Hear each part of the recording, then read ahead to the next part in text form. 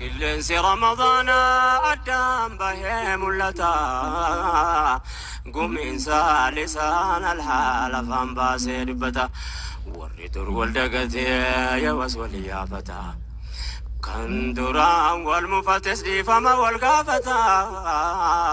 قلبي دولي بلافا كني ولي ضامتا.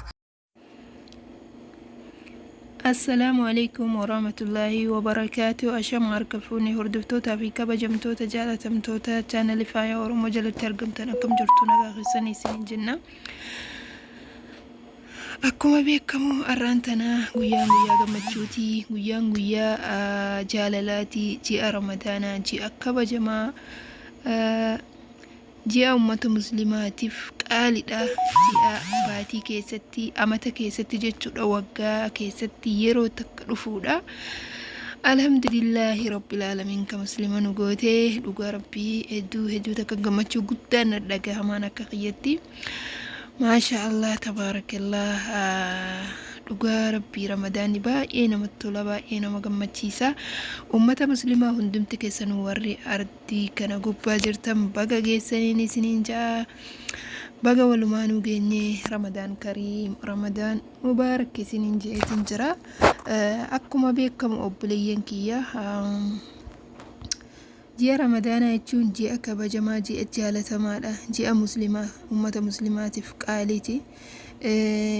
جيني كوني جي كيري كيستي دلقت سراك قيبلم تولا جي كانس أسما يو دلقت قيبلم تقرو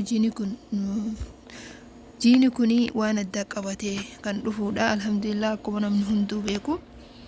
أكاسي أبوليين كي يغا كي سما جبدو نفتتنا أكا gammachuudhaan xumurree geggeessinu abdii qabna inshaallah. rabbiin gaa warra inshaallah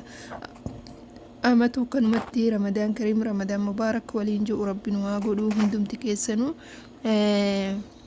warra barakaan bara dabre soomanii kan arra hin jirreetu jira.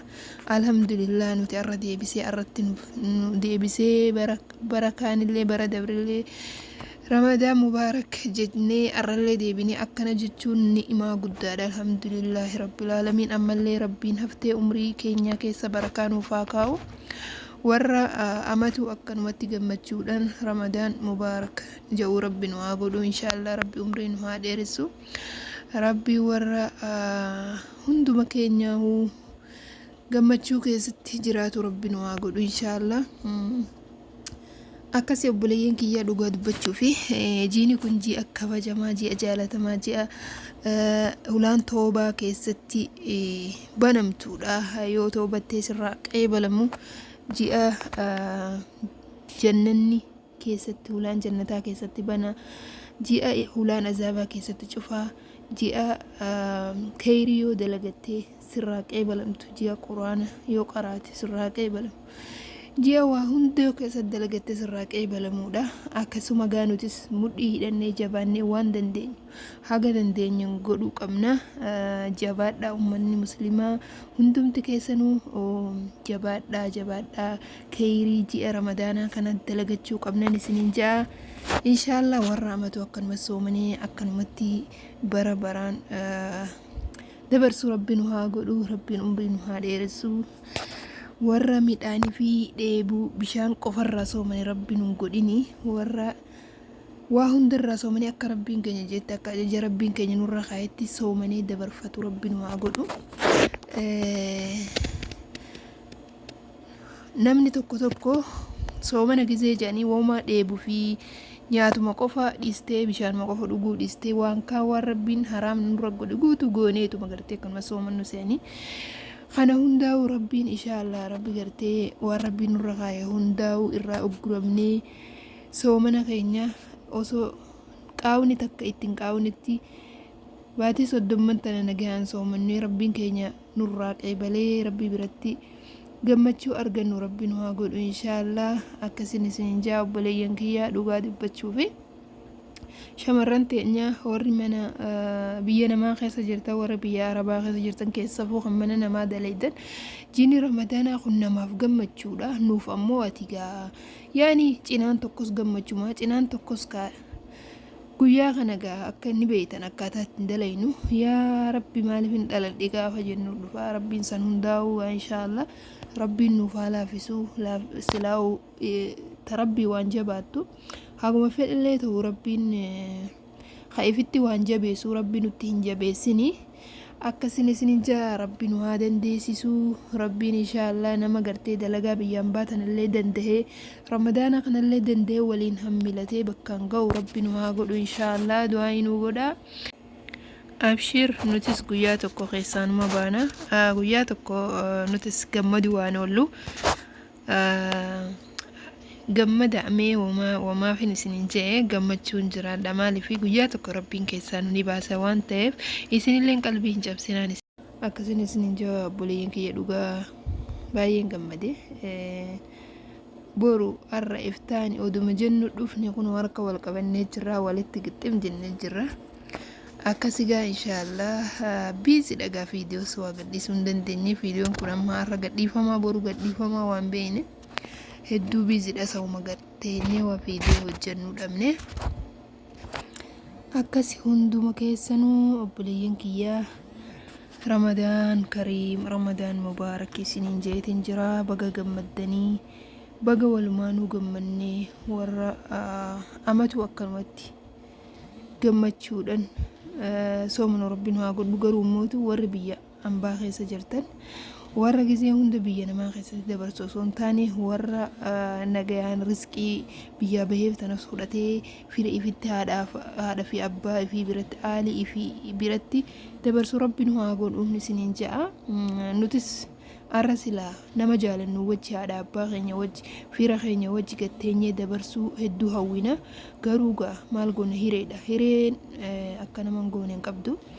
hiree biyya namaa nu muddee arraan tana mana namaa keessa nu dhaabdu baatii kabajaa tana mana namaa keessa nu dalasiiftu ati gaa rabbumaan nu fedhe tanasi alhamdulillah jenneetuma fudhannee alaa kulli haal itti sabbarree inshaallah yoo rabbi je itti geenyenne inshaallah itti geenya jenneetuma gartee fudhachuutu barbaachisaadha maaliif abdii muruun hin ta'u yoo abdii murre rabbiilleen nuti dallana waan ta'eef kanaafu abdii muruu hin qabnu nutilleen bakkuma jirru sanatti gammannee qalbii cabsuu hin qabnu qalbii hin cabsinaa warri mana ummataa keessa dalaydan warri mana madaamii keessa dalaydan keessattuu qalbii hin cabsinaadha gaafni tokko gaafni isin firraa raahaa gootanii haadha fi abbaa keessan biratti maatii keessan keessatti gammachuudhaan gaddaa fi gammachuu keessan hundaa'u qooddattanii dhufa kanaafu akka qalbii hin cabsine abdiin isinirraa qabaa obboleeyyan kiyyaa dhugaa dubbachuuf keessattuu amma biyya namaa tana keessa nama amata meeqa jechuudha amata 8-9 jiruu jira sanii olillee ka jiru jira jechuudha ilaa amata 20tti haadha fi abbaa hin qarree jira maaliif boruun gala iftaaniin gala amata dhufuun gala amata itti aanuun gala ana amata tokkicha qabate jechuudha keessafuu amatan gala amata itti aanuun gala osuma ja'u amanni naannaatuma deema jechuudha innilleen amatuma qaba amanni naannaatuma deema kanaafu yaa obboleeyyan kiyya inshaallah walumaanuu rabbiin nama galee haadha fi abbaa biratti maatii fi biratti nagayaan soomanu rabbiin haa godhu akkasuma du'aayin nama jechuudha nama dila kana keessa nama tokkorraa qeebalamuun mala isi bakkuma jirtanitti du'aayii nu godhaadha